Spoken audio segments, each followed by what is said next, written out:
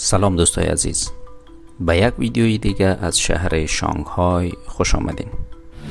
امروز میخوایم که کانتین غذاخوری داخل دانشگاه دونگجی را برای شما نشان بدم. در داخل دانشگاه کانتین های متعددی موجود است که محصلین میتونند او صبحانه، چاشت و نان شب خود صرف کنند. از جمله از این کانتین ها یکی از اینا به نام حلال کانتین هست که در او غذاهای حلال برای مسلمان ها صرف میشه.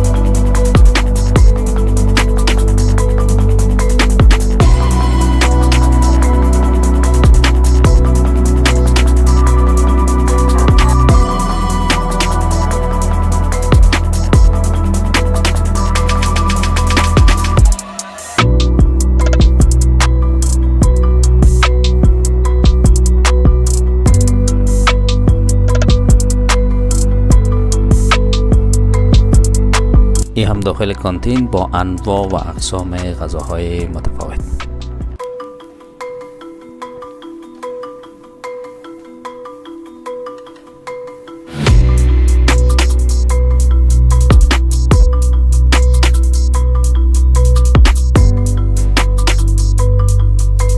این هم چاپستیک که معمولا در چین غذا با چاپستیک صرف میشه.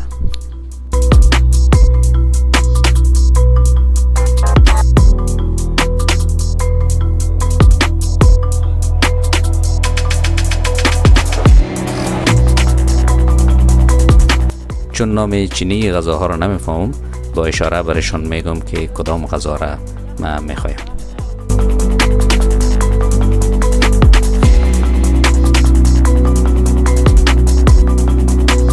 قیمت غذا را نظر به مقدار و نوعیت غذاهایی را که انتخاب کردین محاسبه میکنن و باید اون مقدار را توسط کارت دانشجویی یا توسط تلفن به این دستگاه پرداخت کنید.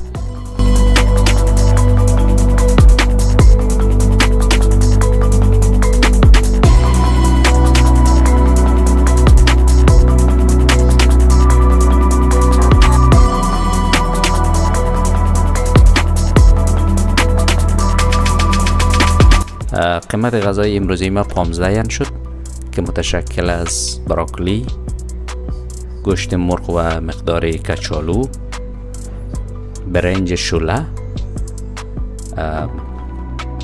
و این غذا که نمیفهم نامش چیست. در ترکیب خود فکر کنم آرد و گوشت مرغ داره و یک تا هم جوس. و در آخر هم ظروف میره به بخش ظرفشویی. خدا نگهدار.